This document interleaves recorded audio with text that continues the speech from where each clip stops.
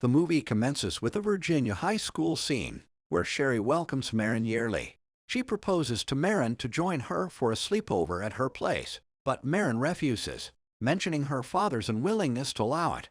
Sherry recommends that Marin sneak out instead. Frank is Marin's sole guardian, and she lives with him. When he dozes off, Marin slips out and sneaks to Sherry's place, where she meets her along with two other girls, Kim and Jackie. Kim inquires about Marin's mother, but Marin has no response. Sherry applies fragrant nail polish on Kim's nails, and Marin unexpectedly seizes Kim's hand and bites her finger vigorously, causing severe damage. Marin flees the scene as the other girls start screaming. She runs to her house and thumps on the door. Frank comes to the door and spots Marin with Kim's blood on her face. Realizing the situation, he allows her 3 minutes to pack her things before they need to leave the place permanently. After relocating to Maryland, Frank abandons Marin in her slumber. He departs, leaving behind a tape recording that discloses this was not the first time Marin has attempted to eat human flesh, and he cannot defend her anymore. In the tape, he recounts distinct occurrences, such as when Marin was 3 years old and gnawed the babysitter's body to death, and he had to conceal the remains.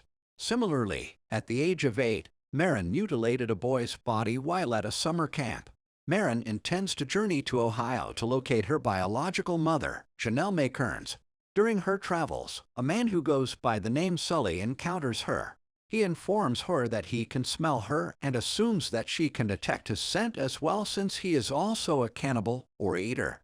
He leads Marin to a residence where an elderly lady has collapsed and has been helpless all day, indicating that she is on the verge of death, which Sully detected.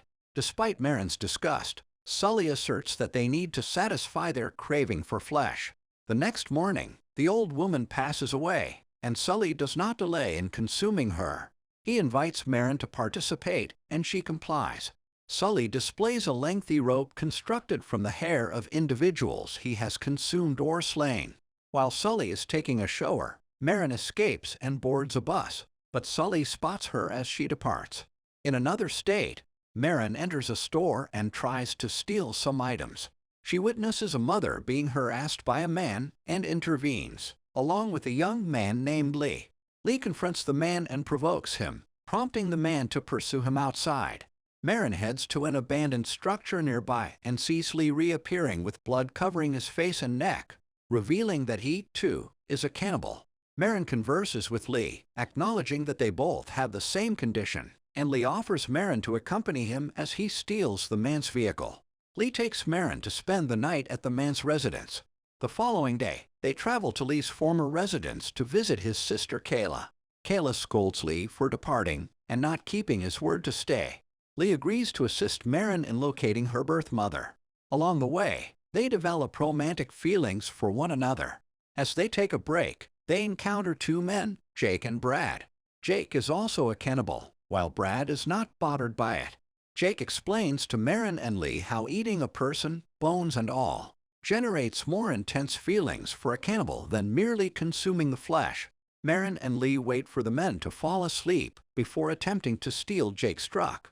Although Jake notices them, they escape quickly before being apprehended. Marin and Lee make a stop at a carnival, where they share a romantic moment and a kiss while riding a Ferris wheel. Later, Marin mentions feeling hungry, and Lee heads out to search for potential prey. He encounters a booth operator who denies a child a prize for making an underhand throw. Lee tries it himself and impresses the operator, who becomes flirtatious and agrees to meet up with Lee later after closing the booth. As Marin lurks nearby, she observes Lee leading the booth operator into a cornfield, where they engage in a passionate encounter. Lee pleasures the booth operator manually, and just as he reaches climax, Lee mercilessly ends his life. After the act, Lee extends an invitation to Marin to partake in a meal from the booth operator's remains. However, upon discovering that the booth operator had a spouse and offspring in a neighboring abode, Marin is horrified by their actions and promptly departs from Lee's company. Marin carries on her journey unaccompanied until she encounters her grandmother, Barbara. Despite her initial reluctance, Barbara ultimately consents to Marin's request to come inside and inquire about Janelle. Barbara informs Marin that Janelle is not present with them anymore, clarifying that she is not necessarily deceased, but rather residing in a psychiatric facility. Marin additionally pledges never to revisit Barbara, a gesture that Barbara appreciates. While departing, Marin reunites with Sully, who had been trailing her. When Sully requests that they join forces once more, Marin declines, prompting Sully to insult her with a vulgar term. Marin finally arrives at the hospital where Janelle is confined. Upon seeing her, Marin realizes that Janelle is barely able to speak and has disfigured her hands by biting them off.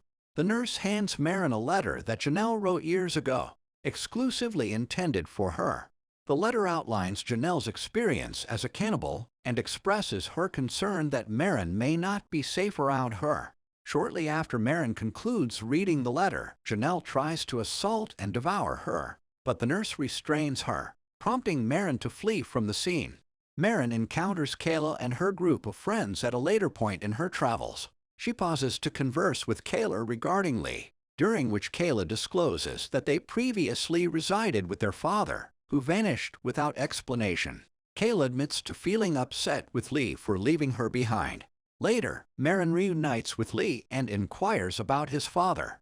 Lee divulges that his father subjected him and Kayla to abuse, ultimately resulting in him consuming his own father.